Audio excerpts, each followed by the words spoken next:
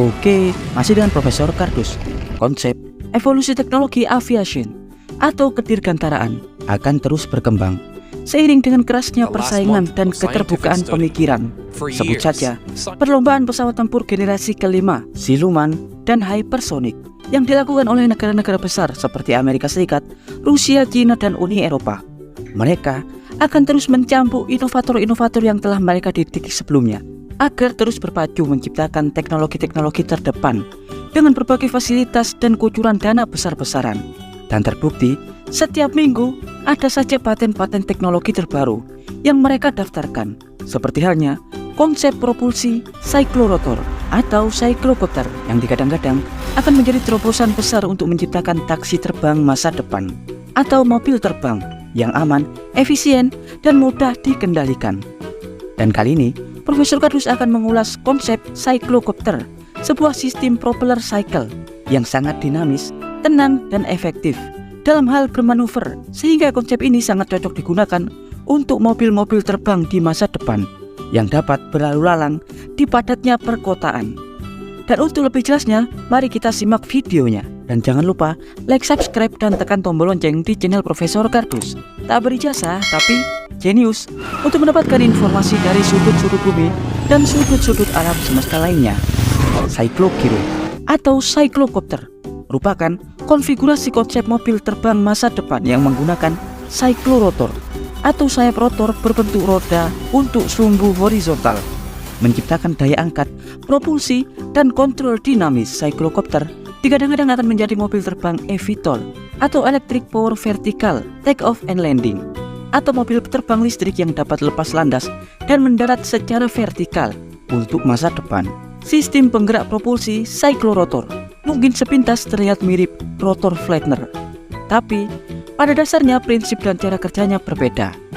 Ya, dalam konten sebelumnya Profesor Kardus pernah mengulas tentang rotor flattener, sebuah rotor berbentuk tabung besar yang umumnya digunakan pada kapal-kapal besar seperti kapal kargo atau tanker sebagai pengganti layar. Pengaplikasian rotor flattener pada kapal dapat menghemat penggunaan bahan bakar hingga 40%.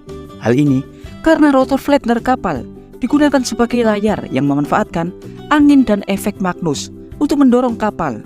Efek Magnus dapat memanipulasi aliran fluida berputar untuk propulsi dorong. Tapi cyclocopter atau cyclorotor berbeda. Cyclorotor menghasilkan propulsi daya angkat atau daya dorong dengan membuat rotor cyclodial. Rotor cyclodial umumnya berbentuk melingkar mirip roda. Pada setiap rotor cyclodial terdapat bilah airfoil, biasanya 4 atau lebih. Bilah-bilah airfoil dirancang aerodinamis, mirip dengan sayap pesawat dengan bagian ujung daun luas yang dapat menyapu dan membelokkan udara. Rotor cyclodial dapat menghasilkan propulsi daya angkat atau daya dorong untuk bermanuver dengan cara memutar rotor.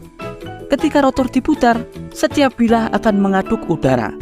Aksi dorongan dan gabungan dari titik bilah yang berputar memusat akan membuat bilah bergerak terosilasi naik turun. Hal ini akan mengubah sudut serang bilah di bagian atas dan akan bergerak ke dalam sumbu rotasi, sedang di bagian bawah akan keluar dari sumbu rotasi.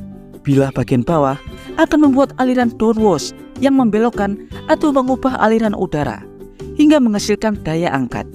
Cyclocopter umumnya menggunakan 4 roda cyclodial untuk beroperasi secara dinamis. Diketahui cyclorotor atau cyclocopter dapat memberikan tingkat kontrol jauh lebih besar daripada propulsi umum seperti baling-baling atau jet pendorong, karena propulsi umum hanya menghasilkan daya dorong di sepanjang sumbu rotasinya dan harus berputar untuk bergerak ke samping atau ke belakang. Tapi cyclocopter jauh lebih dinamis.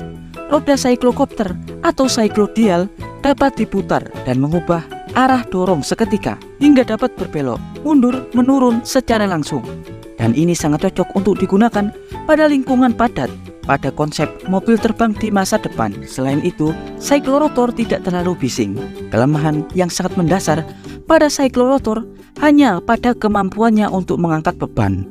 Tapi di masa depan, dengan sistem rotor yang lebih kuat tidak mustahil untuk membuat cyclocopter atau cyclorotor yang dapat mengangkut beban dengan efisien, yang dapat membantu manusia untuk beraktivitas sehari-hari.